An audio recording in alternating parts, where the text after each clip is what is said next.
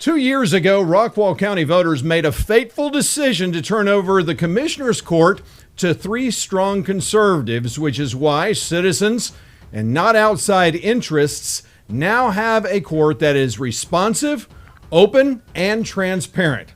Commissioner John Stacy is one of those who's responsible for that, and he's here because it's that time again, Rockwall County. It's time for some straight talk. I'm Bunker Bob Steinhagen. This is the Bunker Bob Show.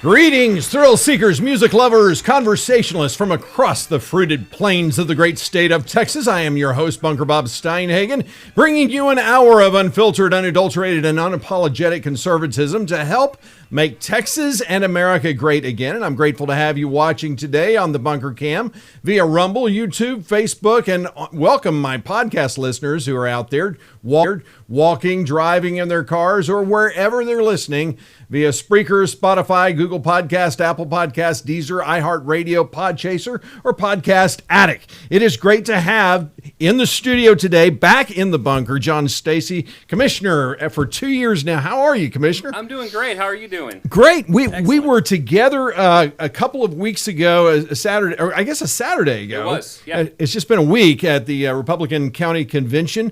You were there, as you always are, and it was great to see you. We had a great time, and we got a lot accomplished, but that's really not what we're here to talk about today. We're here to talk specifically about your role in county commissioner. Since the election, you haven't been on the show because I haven't invited you. Finally, I invited you, and I owe that invitation to Dana and Frank as well. But before we do anything, I just want to say how impressed I've been.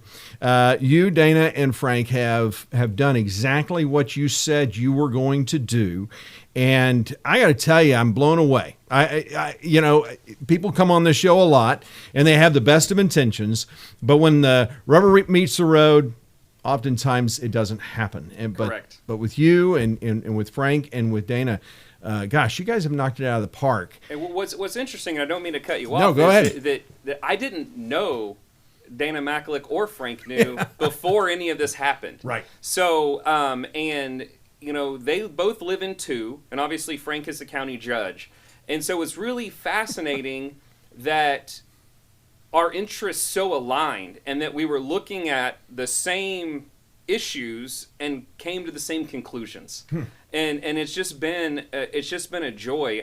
When I first got on city council, I want to say 14 years ago. It's been a while, but I was one of those that I hit about 28, and I said I'm ready to lead my community and do stuff, and so I jumped right in, even though I'm a young guy, and I was the only person trying to make change, and I just got stonewalled after stonewall, and I couldn't get anything done, and then it took me a little while to figure out how to do it, and eventually I think I did some good things in fate before I got off there. So what's really nice is that joining with two other people that we said we're going to do something, and it's been awesome. And I love to get up every day. I don't feel like I work, even though I usually work 12 hours a day.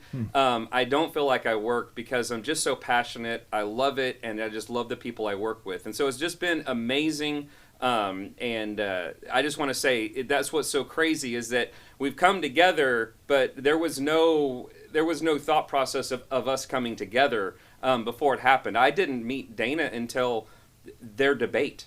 That's the first night I ever saw her in person, shook her hand, and introduced myself, was during the Commissioner 2 debate. And I didn't meet Frank until that same night. And then I didn't sit down and talk to him until we were both in the runoff, that we never even had a meeting together. And then we were both in the runoff, and we just had a quick meeting and said, what are you about? What am I about? We're both in this runoff, and how is this going to play out? And that was it. And then we didn't talk. We just campaigned until it was over. So it's just been really fascinating that these like-minded folks came together. So I'm just saying it has been so great, and it's just been awesome. And we're not alone. I mean, Dennis and Cliff have come along on the journey that we brought forward, but 3 out of 5 have changed. Yes. And then in a year, or in January, Yes. 2 new members. So the Yes. county court will completely change in 2 years, which has just been crazy. John, I think a lot of people doubted whether or not you could even win, and it's because you were so much the outsider. Yes. You really. I'm glad you brought up the point about trying to get things done, and no one's listening to you, because before you and Dana and Frank came on the commissioner's court, and I will say, I think that Frank had the same perception. He was kind of an outsider and kind of a troublemaker. Maybe Dana maybe not so much, because she's such a product of Rockwall. Yeah. And so I think a lot of us were a little suspect. Was she going to be part of the Good Old Boy Network? It's proven that she hasn't. She is a true conservative. She truly believes what's in best interest of citizens. And so when you won, we've never had this conversation. Were you at all surprised? Well, I wasn't surprised. Okay. I knew that there's a math problem in Precinct 4, and I knew that I had more support than the previous person did. And I knew where the votes were coming from and how it worked out. So I wasn't surprised. But you walked a lot of doors. You knocked a lot of doors. You campaigned count them. heavily. I walked doors 3 times. So I did it for the primary, I did it for the runoff, and I did it for the general. So I was out 3 separate times. I could not tell you how many doors I knocked on. In November, it was a lot more of a concerted effort, but those first 2, it was just me. Yeah. I didn't have any help because I wanted to. I wanted to meet people that were there, but it was 3 hours a day, 6 days a week.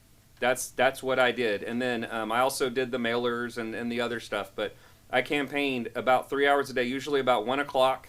I would go, kind of get prepared, and then walk until dinner.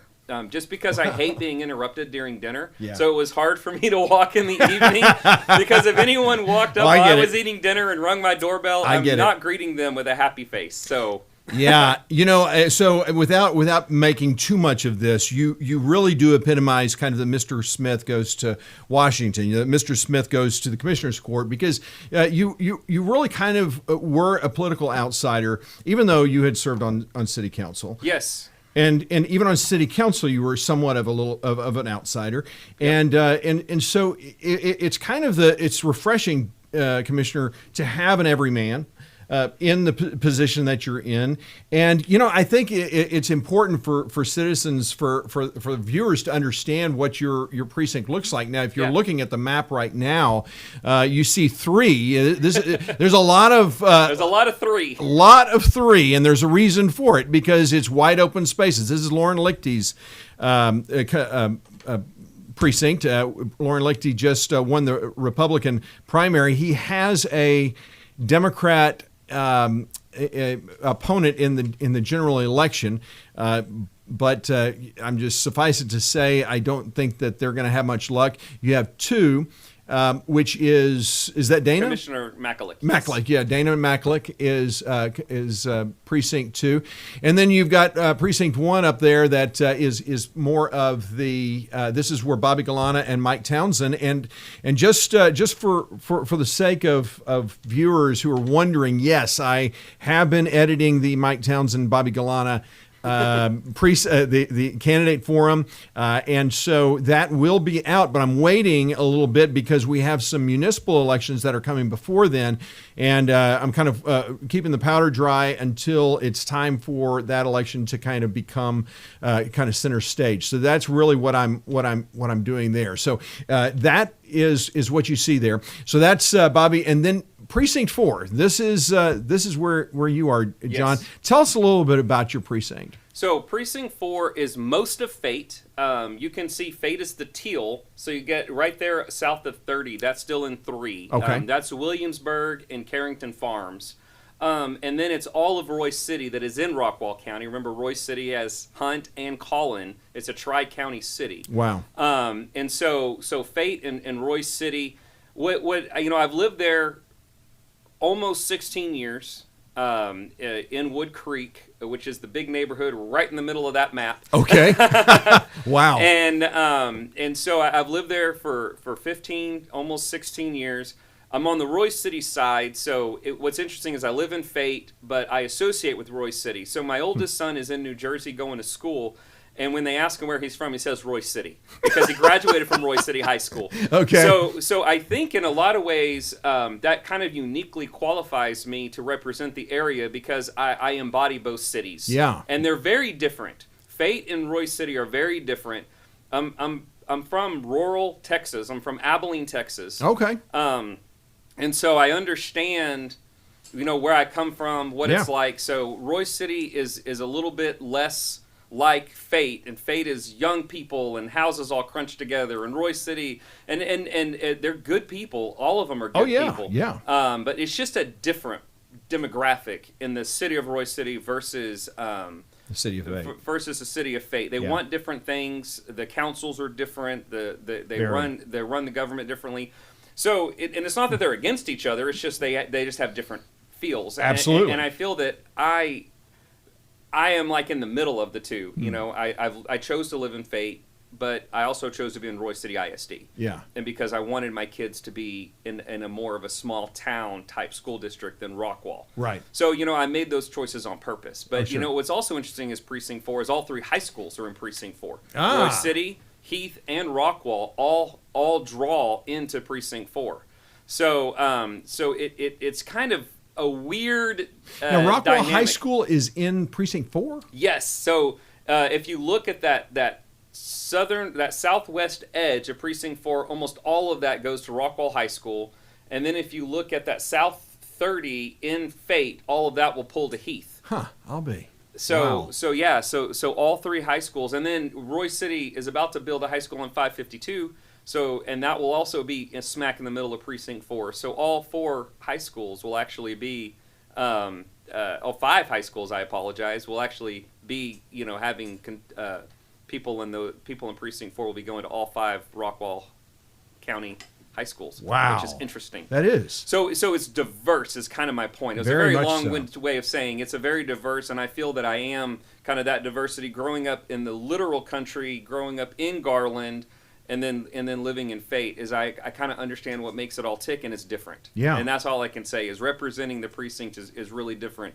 And I love that. I love the diversity of thought. I love where everyone's coming from and all that. So. That's awesome. Well, For sure. And speaking about that, so let's talk a little bit about the job of county commission. This is one of the questions that I ask in the candidate forum. What is your job? What are the expectations? And so for those who may be a little bit unfamiliar with county commissioner, what is your job? And kind of give us a background on that. Yeah, at its simplest point, they're the administrator of the county. And then you can end it there, and then people go, I don't know what that guy just said. So the county, at its core, is the justice of the state. So we're the criminal justice system for the state of Texas. So you have the district attorney, you have the sheriff, you have the jail, you have the district clerk and the county clerks. They're running true state functions. And then we come along and support those. So we have our IT, HR, maintenance and operations. We have to keep these buildings working, operating, the phones working, and securing them, and all those things that go into that. Then we have governmental services such as veterans services, environmental health, which does septic and kind of looking at development that goes on in the county.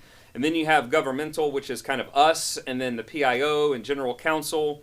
Then you've got roads, such as road and bridge, and working with TxDOT and actually building the roads. Roads is a huge part of being a county commissioner. Yeah. And then you have elections. We oversee all of the elections for the county. So we're overseeing it, but, I had someone tell me, the county government is just an arm of the state. Yes, but I'm the people of Precinct 4 looking over the county government. So I'm the voice of the people that is administrating, putting our thoughts, our processes into how the government administrates. County government is bulky on purpose. I cannot walk into Sheriff Garrett's office and say, this is what you're going to do today, Sheriff. Sheriff is a duly elected individual to run his office and his department the way he wants to run his department. The DA, the prosecutor, Kenda Culpepper, she is her own duly elected. Well, there's 23 of them Yeah. in the county. So I kind of control the purse strings. 23 elected. 23 elected officials. Elected officials, yes, that you guys administer. That we administer. Right, And okay. we make sure they can work, Gotcha. that they have cars or car allowances, that they have computers, phones, staff, insurance, all those sorts of things. But the commissioner's court. Let me just stop you here. So this is one of the things that Judge New and I talked about a few weeks. Well, it was a few months ago, and I just said, I tried to make heads or tails of the budget. I looked at that thing, and it is one of the most complicated things I've ever read. Are you guys going to address that? And he said, yes. You guys are going to try to make it more user friendly. Yes. Okay. All right. That is 100% the goal. Okay. It's hard because when you're 3 new people and you grab your first budget, in the back of your mind, when you're starting to change things, you're thinking, are we going to hit July and say, we messed this whole thing up? Did you look at it and go, good gracious, what? I mean, well, it's thick and it's hard to understand. You can ask anyone. I didn't just look at it. Yeah. I studied it. Yeah. The night of the first draft of the budget, this is a true story, I didn't sleep.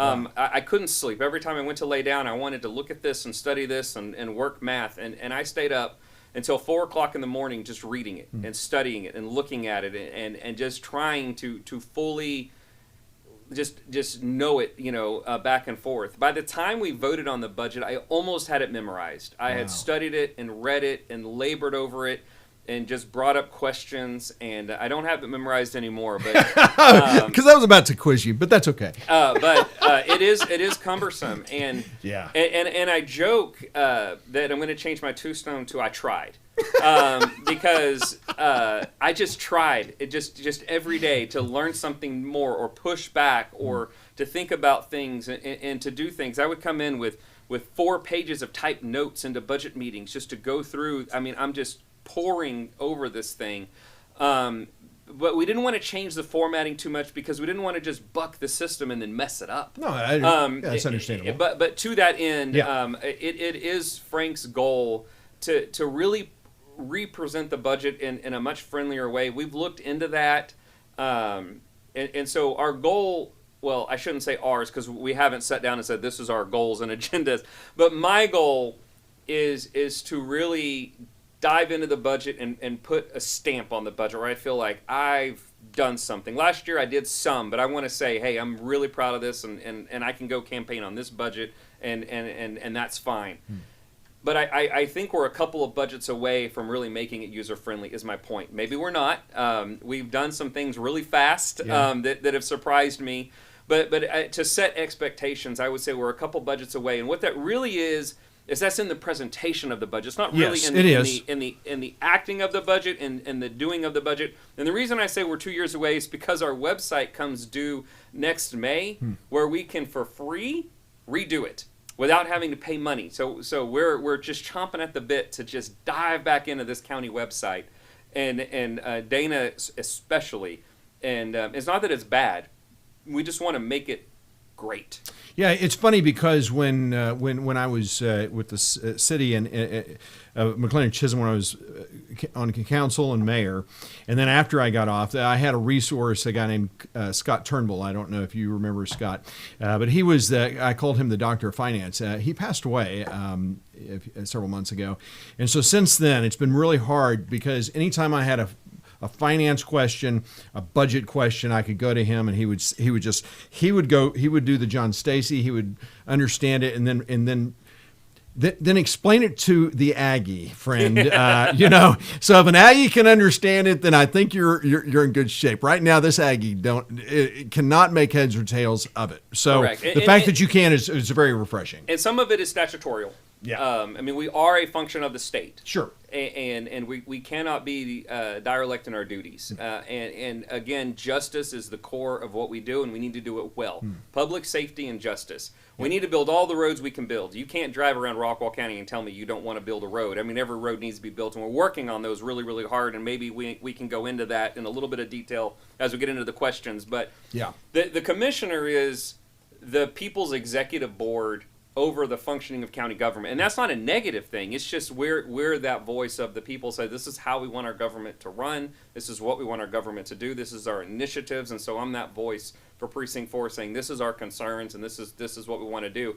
And we want to run a really good, we want people to know if they come to Rockwall, justice is going to be served. We're not going to skimp around. We're going to prosecute. We're going to do the things necessary to keep Rockwall safe, because that's how we protect our quality of life at its very basics. Awesome.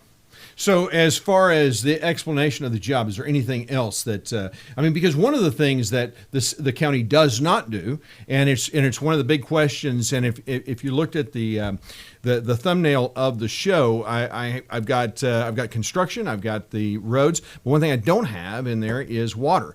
It's not something that the county commissioners is involved in. No, not at all.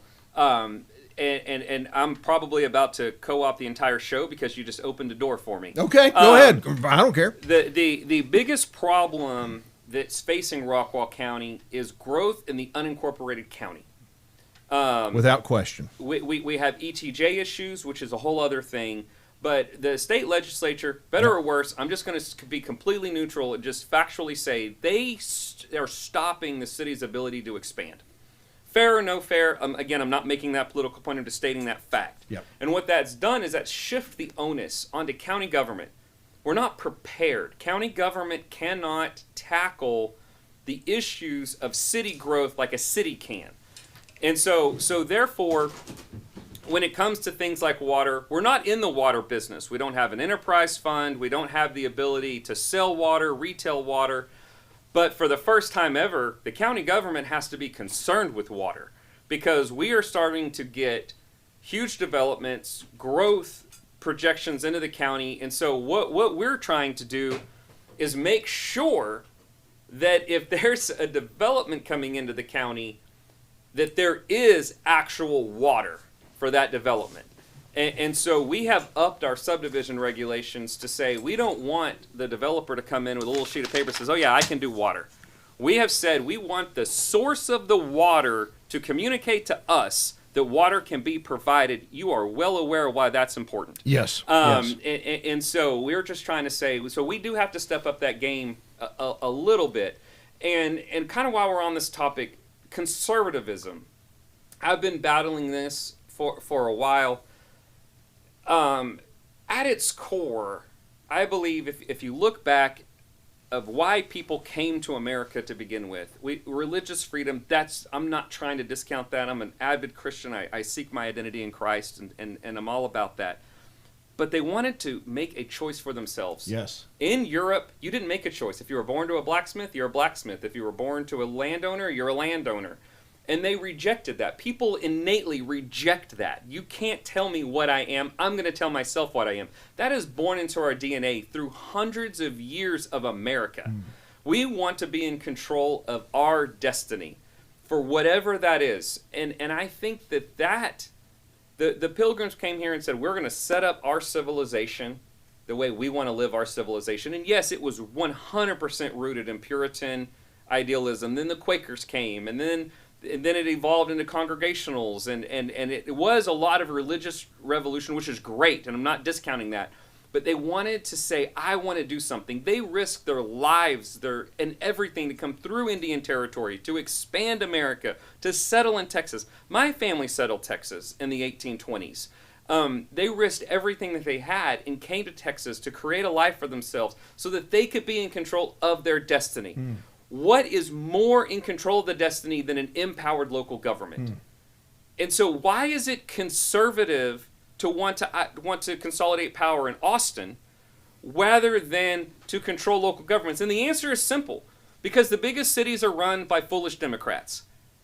And they want to try to control that. And so they're fighting back on local government because of Dallas, because of Austin, and San Antonio. And that's true. And I'm all for making sure they don't mess up. But now you're going in and telling Fate how to do business, McLennan Chisholm how to do business, Rockwall how to do business. So why is it conservative for me to say, yeah, the city shouldn't have these powers, the city shouldn't be able to do these things, when the most conservative thing is to say, yes, they should, because we can fix local problems faster than we can fix Austin powers. What is our problem with the federal government? A consolidation of power. The conservative answer is to deconsolidate that power. So why are we sending all this power to Austin in schools and in everything? Austin is Austin. They don't need to have a consolidation of local authority. And our answer is, well, there's property rights. Okay, I understand property rights.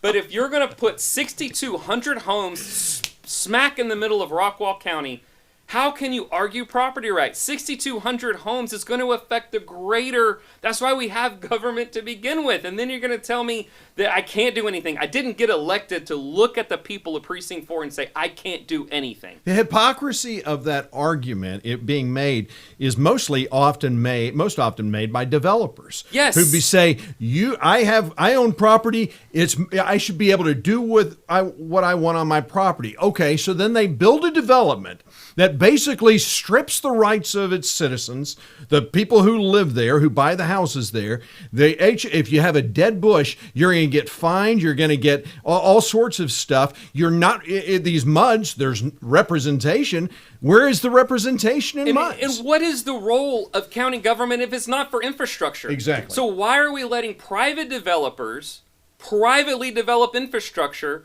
and then say that we're the conservative party that wants to give unelected bureaucrats taxing authority because we can isolate it to a piece of land? Yep. Well, now that piece of land is going to have 30,000 people. That's a city. We're allowing a city to grow up and develop with no representation. Yes. And that makes no sense to me. And my conservative answer is local government needs to do it. And I'm not scared of local government. I don't want to live in Dallas. I don't want to live in Houston. I don't want to live in Austin. Let them destroy their own cities. Amen. Amen. And we will vote with our feet. I think there was a famous president one time that said, you vote with your feet. Yes. And he is the champion of republicanism. And that's Reagan. Yes. And we need to go back to that values of the closer the politician is to you, really, in a lot of ways, the more comfortable you are with them having power. Yeah.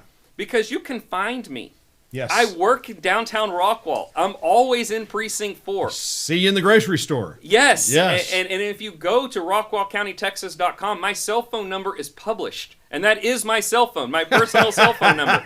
If you call my office, it will say, you can leave a message here, or this is my cell phone number. I have an online calendar where you can just book an appointment with me in my office. You don't even have to talk to me, and I'll sit down and talk to you. Why don't you want me making these decisions where you can actually come and talk to me and tell me your concerns, rather than a bureaucrat in Austin, or even worse, a mud board that you can't even find? And I live in a mud. And so I understand how it works. Yeah. And I understand the value of the city of Fate not having to do these bonds and do this, but you can't tell me that it's fair, right, or that it's truly represented. And I'm going to give a shout out to a councilman, Alan Robbins in Fate. He has made it his objective, and he's done a great job of getting actual citizens to run for mud boards. Wow, good. And so we're trying to get actual local citizens, not the lawyers and the people that represent the MUDs, to be on these boards. But the Fate MUDs are 30 years old. Yeah. So they're more mature than some of these other MUDs. But this answer that the developers have these private property rights, we inherently know that when you subdivide and put 4 houses on an acre, you're doing something. Yes. And government is supposed to exist to protect that. Yes. You're stressing out the infrastructure. You're stressing out the schools. And if we can't sound that alarm and talk about it, then what is it? And we can. Right. Local Government Code 232110 gives the county government, and Frank has put out a couple of articles on this. You can find it on Blue Ribbon News and online through Commissioner's Court, on what that really means, on what those infrastructure concerns are, and what power we have. But the state already knows that the county is supposed to be in control of infrastructure. We should have a say. If you're going to build this community, we can say, does that fit our infrastructure plan? Does that fit our safety plan? How does this work? They're private roads. You're going to have 30,000 people living on a private road. The sheriff can't patrol a private road. Right. So who's going to patrol that private road? A private citizen force? I don't know. No one's told us. Who's going to pick up the stray animals? Who's going to answer EMS calls? Who's going to pay when we have to answer EMS calls? There are so many concerns that cities can handle better. And you might hate your city government. That's great. Every couple of years, you can go unelect your city government. You Yes. can change your city government. And that's what we need. And quite honestly, if we put that trust back in our city government, you're going to see more participation in the city government Yes. as people become educated and understand what the roles are, which is why I want to talk about, roads and justice. That's what I'm about. Roads and justice. If you have a roads and justice problem, that's who you come to the county. We have to educate people on the separation of powers and what they can do. I had people call me and say, the city's doing this. I'm not over the city. Right. The city is its own government. Yeah. But when you end up in the ETJ or an unincorporated part of Rockwall County, that lands on me. Yeah. And that is my job. And I'm going to stand up and make these developers jump through hoops to do the right thing.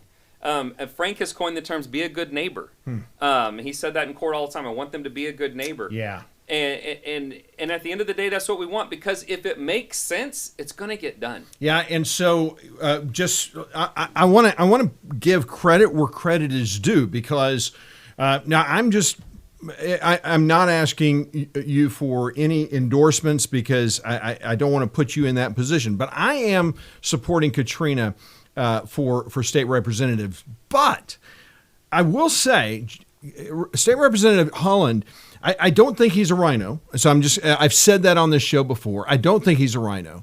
I think that he's done a lot of stupid things. He's been incredibly arrogant when it comes to his view of the county party, or excuse me, the local party and the state party in general, which really bothers me. But all in all, Representative Holland has come alongside the Rockwall County, and he has become almost a partner in trying to do something about what is happening here. And Yes. you want to talk about the legislation that Rockwall County tried to get passed, and ironically, it was a 3-2 vote.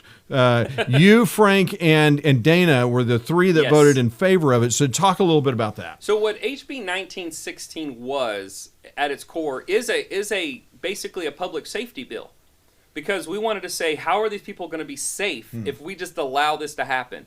So all we were asking is, if they're going to build a MUD inside Rockwall County, because it was a Rockwall County bill, the county commissioner's court gets to put an up or down on whether all the infrastructure and safety needs of that community have been addressed before they start building houses. That's all we were asking for. We weren't trying to get lot size changes or density changes. We were just trying to say, we should have a say in, can our sheriff handle it?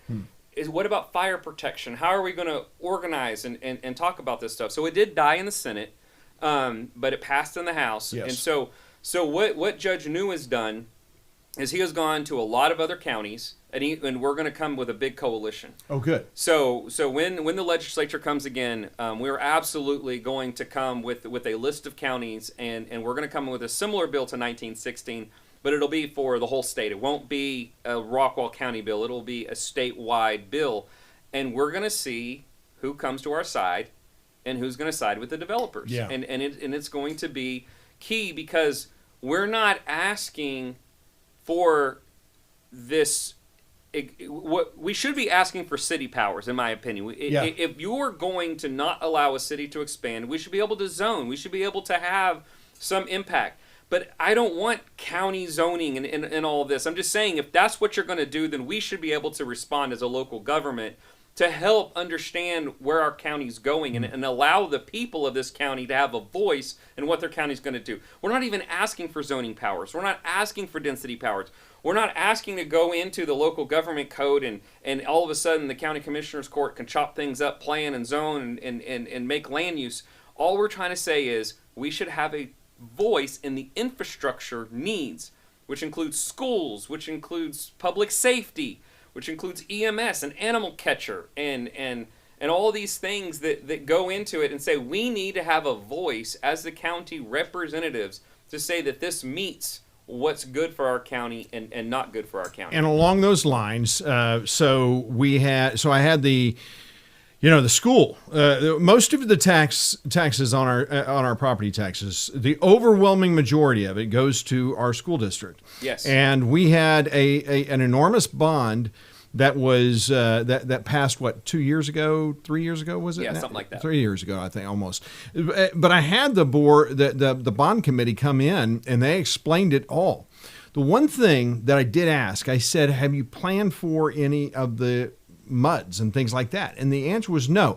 And it was kind of an unfair question, because bottom line, how can you? You can't. You can't. And that's the problem. There's no transparency about it. And that's my argument. Yes. They cannot plan for it. So you can hate billion-dollar bonds, and I'm not here to argue for or against No, of course not. any school bond. Of course not. And I do think that both of our school districts do an amazing job trying to educate our children. Yes. But they cannot plan for 30,000 people to show up in unincorporated Rockwall County. They can't plan for these huge developments to show up on the ETJ. It's not possible. No, it's not. That is nothing but raw land when their demographics look at that. They can look at Fate's comprehensive plan and say, oh, they're going to put multifamily here, or they're going to put some density here, or they're going to do this. So they can look at Royce City and go, oh, this is what we know their plans are. Those are the comprehensive plans that you're talking about. Correct. Comprehensive. I'm sorry. Yeah, those are the comprehensive plans of the cities. That each city has, and it Yes. basically lays out, here's what we think we're going to allow. Well, that you can't do that in the unincorporated No, you area, which is cannot. what you're talking about. Yes, and so because of that, they just have to say there's not going to be any development out there. And then all of a sudden, boom, there's a huge housing development. Huge. What are they supposed to do? Yeah. And it's unfair to say, well, why didn't you do something about it? Well, they can't, or else they're going to have to go, well, we need 40 schools, and we need to pass $7 billion. And they can't knee-jerk react or anything. So it's incumbent upon the commissioner's court, in this case, to stand up and scream and pound our fists and say, listen, you're going to do harm to us because you're gonna overrun our schools. Yep. The schools Yes. are the single They are going to be overcrowded. the single thing that holds our property values up is our school district. And if you don't That's so understand that, or if you don't think I'm right, That's then so- no, you're absolutely you right. need to go do some research. You're So absolutely right. We have to protect our schools. Yes. But the schools have to educate the children. Yep. So they can't say, well, we refuse to build schools. Right. They can't do that. Right. And so they're caught in that trap of saying, well, if you build it, we will come. Yes. That's all we can do. So the local politicians have to stand up and partner with the schools and say, we're going to come alongside you, and we're going to protect you, and we're going to communicate with you, and we're going to figure this out together. But the best thing we can do is say, listen, Mr. Developer, if you're going to cost a school district $40 million from coming in, then write them a check for $40 million. It shouldn't be incumbent upon the rest of the people to pay for that. The M&O rate, that's the maintenance and operation of the Yes. district. The property taxes can cover that. What they can't cover is the $40 million school, the $100 million The bonds. middle school. Yes. Yes. And The so structure, yeah. we have to stop just being complacent Yeah. and pretend that there's nothing we can do, because we can do stuff. It's in the local government code that says we can do it, but no one's ever done it. And it's been in the local government code for 5-7 years now. You're saying local government code, are you talking about with the county? The local government code is the state laws that the county functions under. But so you're saying that there are things that Correct. In the local government code in section 232110, Okay. it says the county is allowed to appropriate infrastructure costs to developers in the unincorporated county. Okay. That's all we're asking to do. We're not rewriting law. We're just applying a law because no one has ever tried to apply it. And It's already there. So what's stopping you? Nothing's stopping us. We're already doing it. Okay. Okay. But what's stopping other counties is that they're all looking to us to go, how do you do it? No one knows how. There's not a guidebook. We're writing the guidebook. Us and Freeze and Nichols and Frank and Dana and myself and Cliff and Dennis, we're trying to figure out, how do you write this rule book that says what you can and cannot do? And cities have, I could go. I'm trying not to go on this. I know we're going a rabbit trail, but it's an important one. But they People have- want to understand Correct. this. So they have impact fees the cities can charge. Yes. And those impact fees are sewer, water, and roads. Okay. And so cities are able to charge us and say, listen, Mr. Developer, when you build this house, you're going to cause this road issue and these water issues. Okay, and that's in the city limits. in the city limits. Right, but the yeah. counties have nothing. Right. We have no mechanisms. We have no impact fees. And so we said, well, what is apportionment? Well, apportionment means that we can scientifically get to the answer. And so that's what we're doing. We're saying, okay, well, if you build this community, the demographics say, well, this is how many elementary schools and middle schools and high school kids are going to be there. This is what you're going to do to our roads. This is what you're going to do to our water systems. And we can say, this is the price. This is the price you're paying for you to develop. if we allow these developers to develop without paying their price, then our quality of life is diminished with every development. And you're saying you can do that We now? can do that. The local government code says we can do that. Okay. We don't need legislation to do that. Okay. So these articles that come out this week from Judge New talking about infrastructure and 232110 and what we defined as infrastructure, those are all legally defined in the local government code that says counties have this ability in the unincorporated county to exercise this. But no county has wanted to do it because they're scared. Well, what if the developer sues us? Well, why is the state law there if we can't apply it? Why is the state law there if we can't appropriate it? And good point. And so that's good. That goes to I didn't know this. Yeah. So that's very important to know. The other thing is a lot of cities that are complaining about these developments coming in, there's a real simple way to stop them. And it's not with the water. It's just with emergency services. Don't sign an emergency services contract with them to provide fire or police. Because if you don't do that, then the developer, they've got to create their own fire department and their own police department. And guess what? How many MUDs have done that in the state of Texas? Look it up.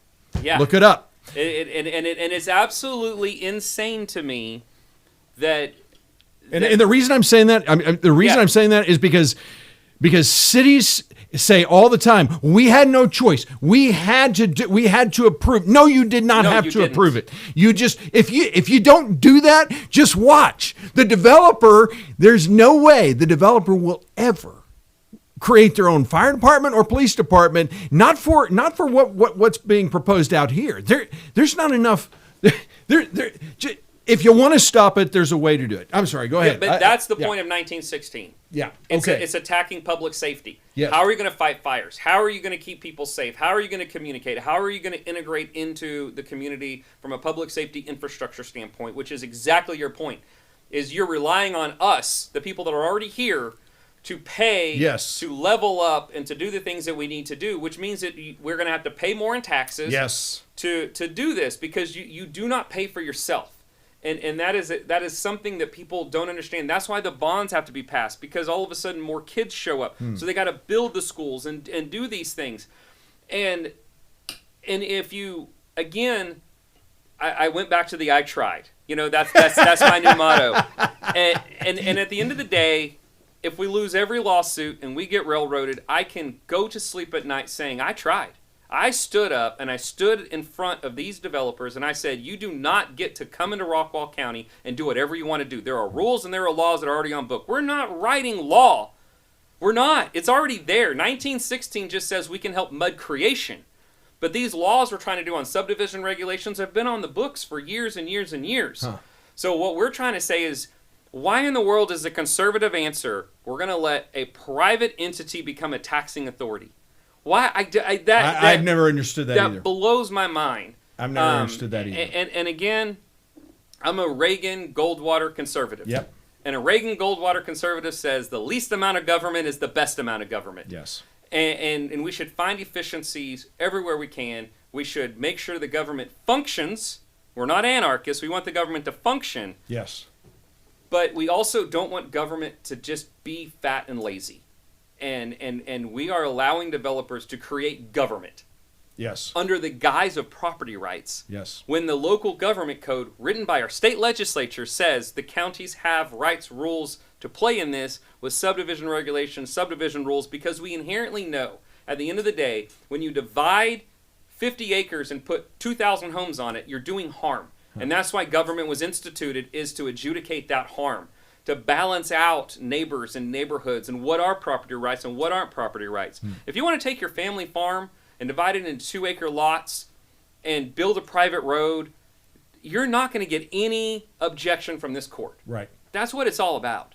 But if you're going to take your family farm and put 6,000 homes on it, you're doing something more than what people expect out of the county. That's right. And we have to stand up and we have to say, no, you can't just do that. And it's not that, no, you can't do it, not that we won't allow development, but you're going to pay your fair share. You're going to pay your appropriation so that you don't affect the quality of life of everyone else. So you don't just overrun our schools without an answer. And that's what this court is doing, and we're serious about it. Well, and so prediction. 2 years from now, you, Dana, and Frank are going to have opponents, and they're going to be well funded. From the development community. Oh, I didn't say that. I didn't, because I don't want to get sued. I don't want to get sued by the development. By the way, I am being sued right now by a developer. Believe it or not. Well, I can tell you this: we 100% believe that we are going to have a well-funded opposition, and it will be not from the people. It will be from the development community fighting back and trying to get friendlier people on the court.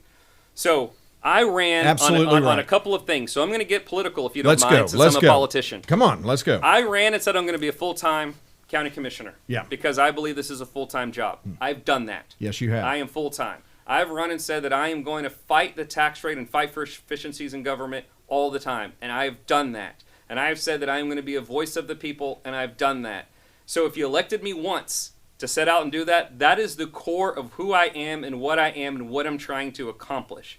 Because I do believe that that's what that's the core of the job. But one of the things that I've done is built a true line of communication between all the elected officials and all the departments and the school districts and the cities, to actually build that bridge, with this true foundations of listening to concerns, reacting to concerns, understanding what the concerns are. And you can't do that unless you're full-time. You can't do that unless this is your life and this is what you're trying to do to serve the people and to make that happen. And I know we had a couple of questions or thoughts of what you're going to ask, so I'm going to preempt some of those.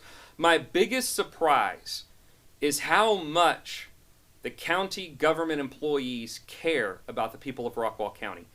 And I don't mean that in the negative sense. I don't mean that I came in thinking they don't care. What shocked me is how much they do care.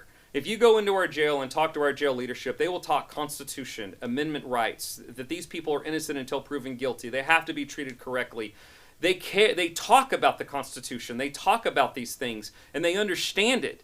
We want justice, but they understand what this stuff is. Well, that's a top. That comes from the top. Yes, Sheriff Garrett, I think, is a big reason for that. Correct. Yeah. And so when you go into these employees, now that these bridges have been built, they're like, this inefficiency in government bothers me, and we need to fix it. And so I go in and fix it and look at it and work on it. So what the biggest pleasant surprise is that the Rockwall County is not full of bureaucrats. They don't have a bureaucratic mindset.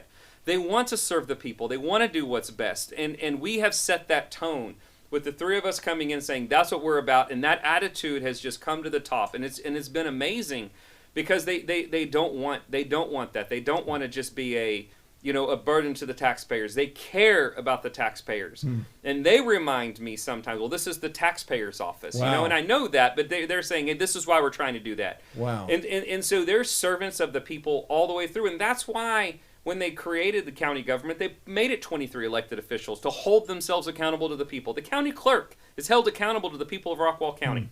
It's not just a judicial office, but and so she does an amazing job of making sure her office functions for the people of Rockwall County. The district clerk, the judges, all elected.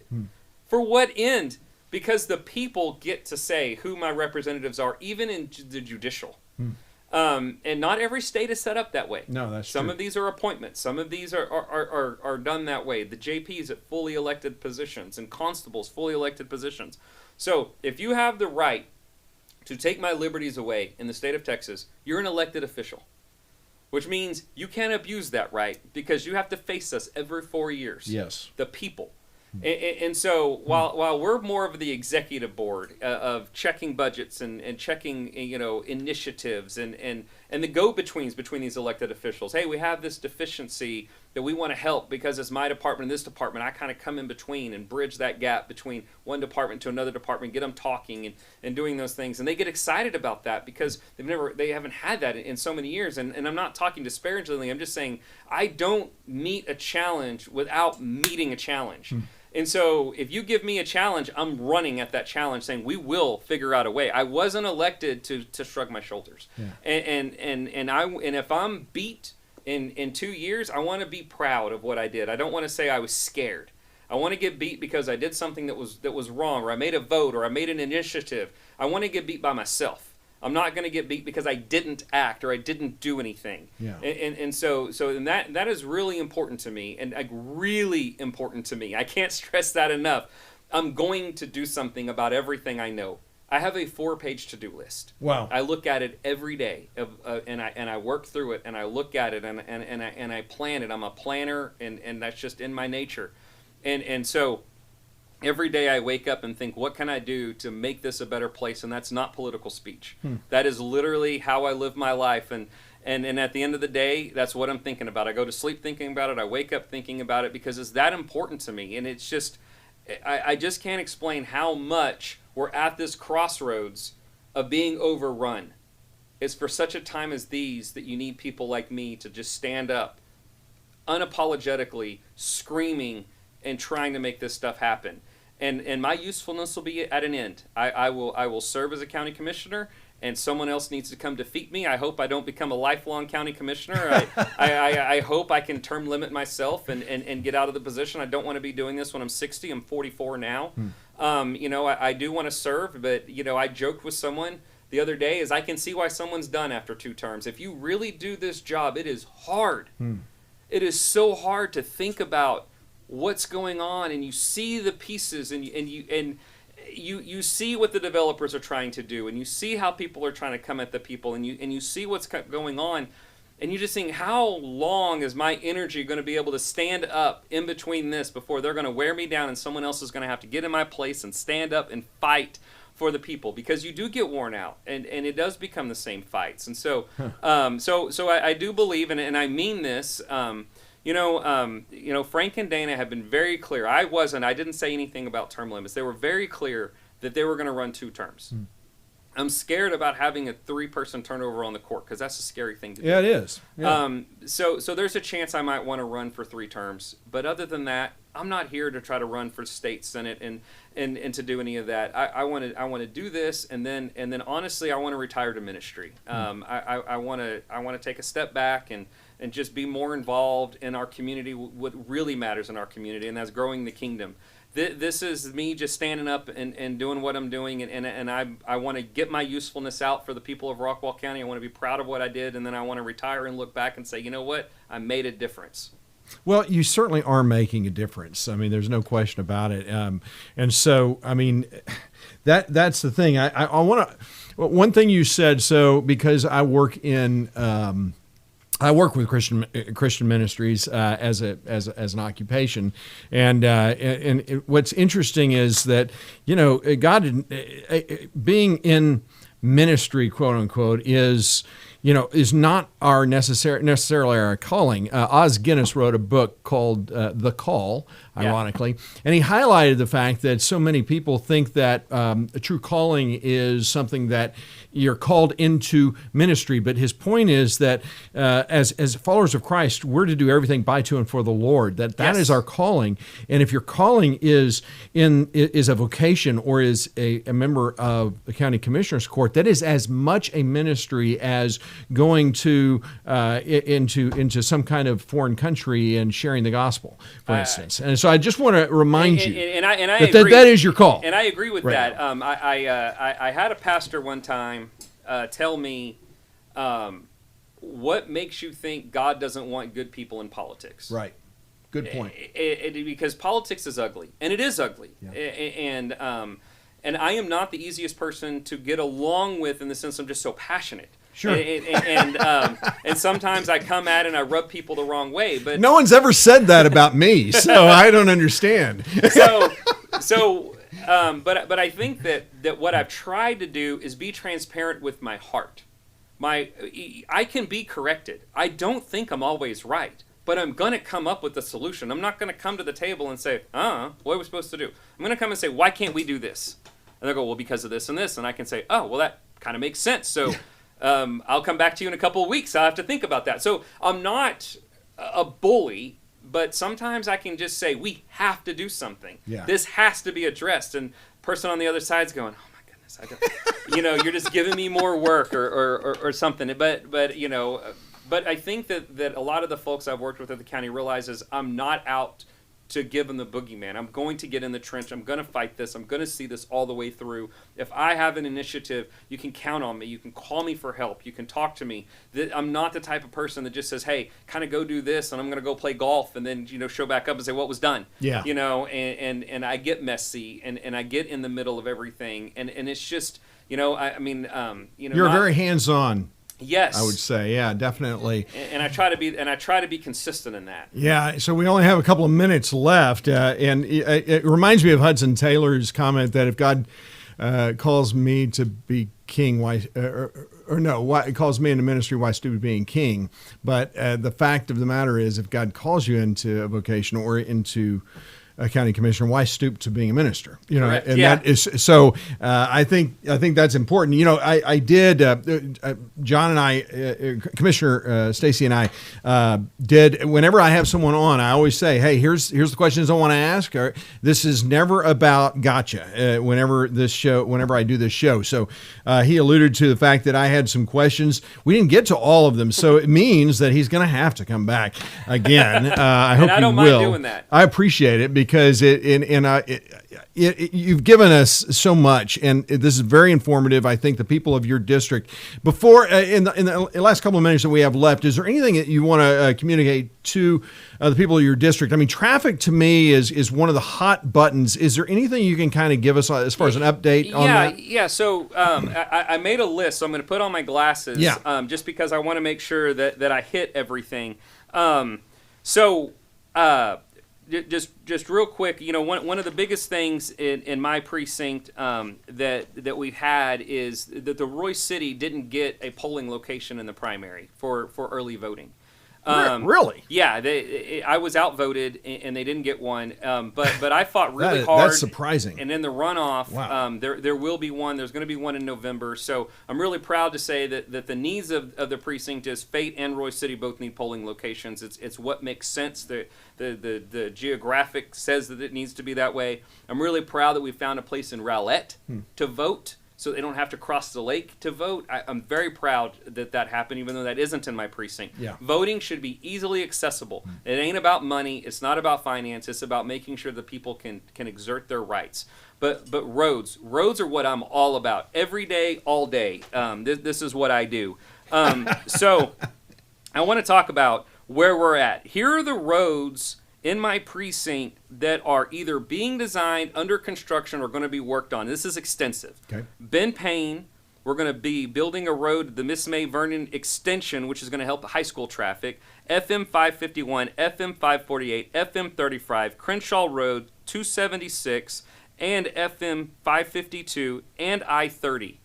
All in my precinct, all going to be done in the next 4, 5, 6, 7 years or so. Wow. So I'm focused on that. Wow. I've got 2 more in Trip 21. So the people voted a $150 million road bond in Trip 21. I only have 2 projects that I haven't started in my precinct. That's the 1777 extension. I'm already in talks to try to get that project off the ground. Wow. And then 2543 in Royce City. And I'm already trying to make sure that we get that going as soon as next year. And I'm going to say, first term in office, every Trip 21 item is being engineered and being put in the pipeline. We got lights going in at 551 and 276. It's a pretty dangerous intersection. I'm getting that designed and trying to get that done. I'm hoping to deliver by the summer. I'm paying that out of my special fund. I set some money aside because TxDOT won't take it seriously enough. I don't mean to take a shot at TxDOT. We've got 3 lights coming in. Ben Payne is 66, 1138 and 66, and 35 and 2543 that are all under construction now. And my biggest project, which has no starting point, is 66. State Highway 66 has never been designed. It's not ready to go. And I am going to, every time I talk to the road consortium, anybody, and I'm going to be screaming at whoever wins that House 33 race, you need to get TxDOT up here and fix 66. It is a 2-lane road through most of Rockwall County. Rockwall County is going to have 150,000 people. Very soon, there's only a couple of east-west connectors, and 66 is a 2-lane road. Wow. From county line to county line. Wow. And I drive 66 every single day. And so I can tell you, I knocked on 10,000 doors and said, the county wants to build 3549. They don't want to build 66, and now look at what seat I'm in. It makes no logical sense, and we're going to fix that. They don't know who they're up against, that's for sure. And I hope that this has been helpful for you. It has been for me. I've learned some stuff. And if you have questions, Commissioner Stacy is not just speaking out of the sides of his mouth. He means it. If you want to talk to him, get on the county website. His cell phone is there. You can set up your own appointment, and I think if you really care about what's happening, you should do that. Take him up on it. This is a good thing. This is the kind of county commissioner that you would want for your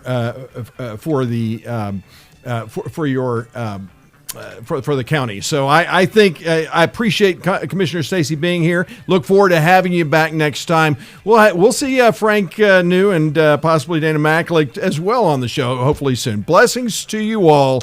Bye-bye. See you next time.